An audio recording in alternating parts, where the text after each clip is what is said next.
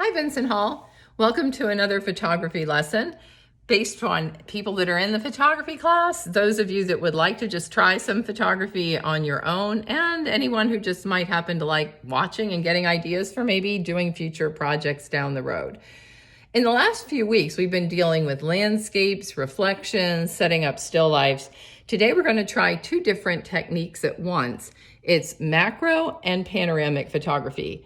Macro is where you zoom in on an object or get very close and try to keep everything in as much focus as possible so that you can see the detail and almost abstract the object. Panoramic, as it implies, and you're probably familiar with that term, simply is a pano or a wide-angled image that shows everything from your peripheral vision to your main vision point to your other peripheral vision on the other side. So we're going to try some different ways to do that and then look at some of the end results and hopefully have a good time in the way. Thanks for joining.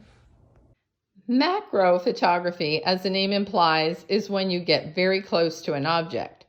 I'm as close as I can get with my regular focus on this flower, but if I jump to this, which is a macro zoom lens, I can stay in focus and get all of the petals in their entirety without getting blur. So I'm getting really close in there. This gives you a way to do some abstract photography and also to create things that might be more out of the box.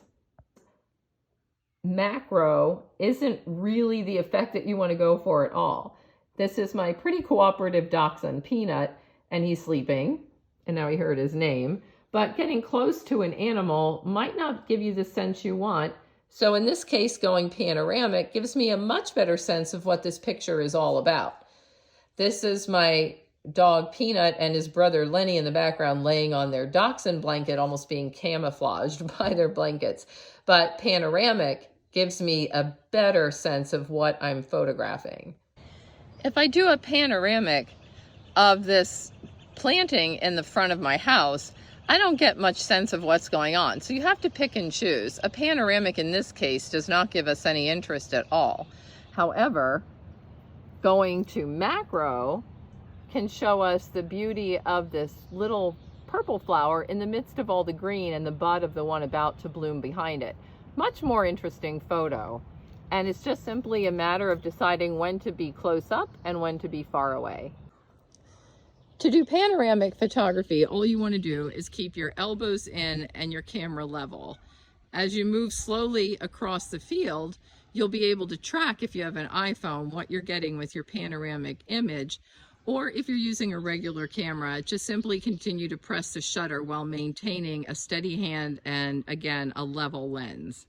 Panoramics are also interesting for going directly overhead and getting some really cool sky effects. I can either go down and focus more on this tree or go way back and try to do almost like a exact bug's eye view looking up at the world from down below and seeing that one little lone cloud there that's kind of interesting.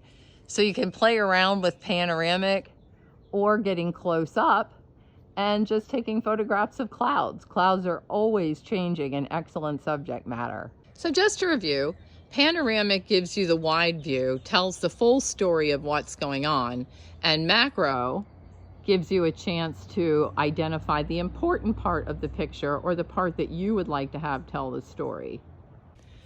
So there you have some ideas on what you might want to try with macro and panoramic photography. Remember, it's only limited by your imagination.